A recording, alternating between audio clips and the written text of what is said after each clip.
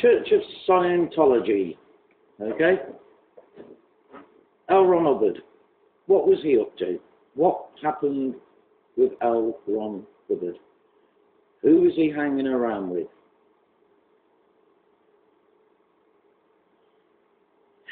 He was hanging around with Jack Parsons, yeah? And do you remember what Jack Parsons did with the Babylon Working Project? Hitler?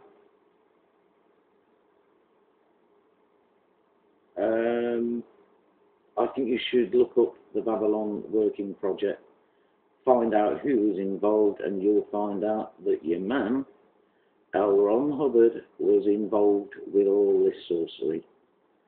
And if that's what you believe, then, you know, if you want to believe in that faith, it's to your own demise. I don't think I could even call it a faith.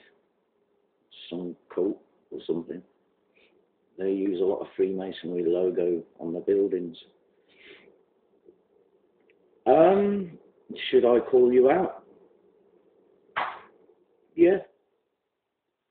There's a Christian on here, and he sounds like a nice Christian, but he's saying that Christians have got to watch calling other people out, this, that, and the other, and kicking your brethren and stuff like that. And it's for me, it's not like that. If I think someone's like got followers and they're breaking one of the 10 Commandments and they're teaching them to, and I've been talking to some of them for a while anyway, and you know, he or she comes out with something, or they, that breaks one of the 10 Commandments, yeah, I'm going to mention it, and I'll fight with the scriptures.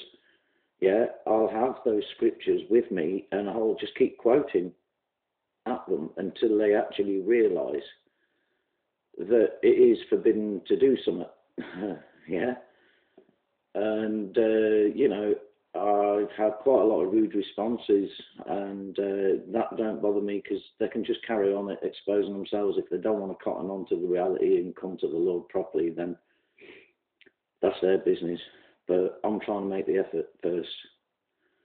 I don't go around taking the mick, but I'm going to start calling out all these different religions now. Not just to make a point, it's just that time's closing in. I don't believe we're all going to get raptured out of here. That's just another subject. Otherwise, there'd be no need for us to like have a challenge of whether to accept the mark of the beast or not, which you can't buy or sell with. So, I mean, there's a difference between a Christian getting some of their information wrong and someone just blatantly taking a mick or making someone feel uncomfortable for the heck of it, which is not what I do. And I've spoken, I'm witnessing to the White House. I've had a reply from them. There's people up there I'm witnessing to. There's Freemasons that I'm witnessing to. There's just leaders of churches that I'm witnessing to. And yes, it will come over quite harsh in my comments, but it's never a mickey take. It's never belittling them. It's quoting straight from the Bible and telling them from the scriptures and quoting which scriptures they are to state why they shouldn't be teaching their congregation something that will end up having them killed. So as far as I'm concerned, I'm doing somebody or a lot of people a favour if just one person out of that group actually turns around and says, well, actually, I was actually thinking about what you said and looked up the scriptures that you left, and it seems logical to me that I was misled by this leader, and where do I go from here?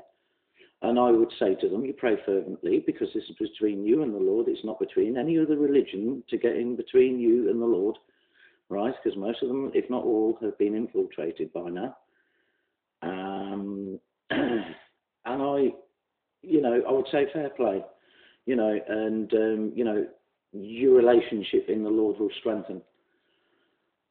Because you're getting rid of the whoring factor, you know what I mean? You're getting rid of this like religion, and you are coming straight back to Him.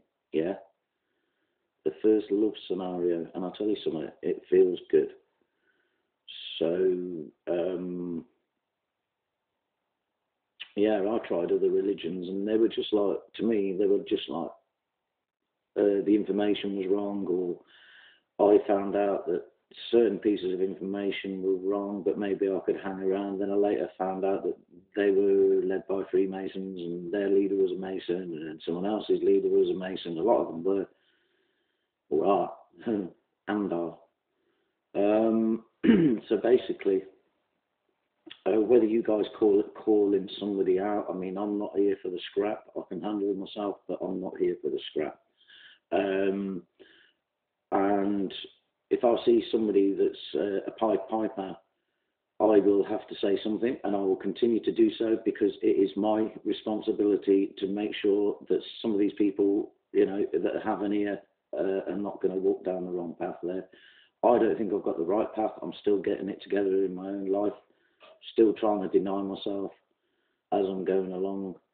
And, you know, but there's a difference between somebody just like not getting part of the jigsaw puzzle in the right place to preaching blatantly wrong doctrine. Excuse me. I didn't drink much water yesterday, so I'm dehydrated. Basically, I want to help people because time's short. You can't put up with any nonsense now, you know what I mean? It's this rapture thing's getting on my nerves at the moment, because there's a right load of it going on, and it's like, look guys, what are you going to do if you're not raptured before the 7-year tribulation? You're going to fall away from the Lord, saying that he should have took you out of this because you believed in a false doctrine. Now, this is me, right? I'm not being cheeky, I'm not being rude, but I'm telling it to you as I understand it from the Bible. The first account of any rapture is not before the 7-year tribulation. We're going to go through a lot of stuff. If you think you're just going to get zapped out of here, you've got something else coming. We've got work to do. When God said he's going to, when the Lord says he's going to like refine us, like you do gold and precious metal, he means it. He's not just going to take you out of it. He didn't say that. He says he's going to refine you. He's more than confirmed it. So you've got the reference to look into as far as the sequence of events are concerned, how chronologically they fall in line. And then you can see where you are within that. You know, it's like, well, is there any mention of it? And then he backs it up. So the Lord backs it up by actually saying something else on top of that. You see, just to try and validate it, you know. No, it's up to you where you take it, guys. But anyway, that's my take on the Scientology and the rapture.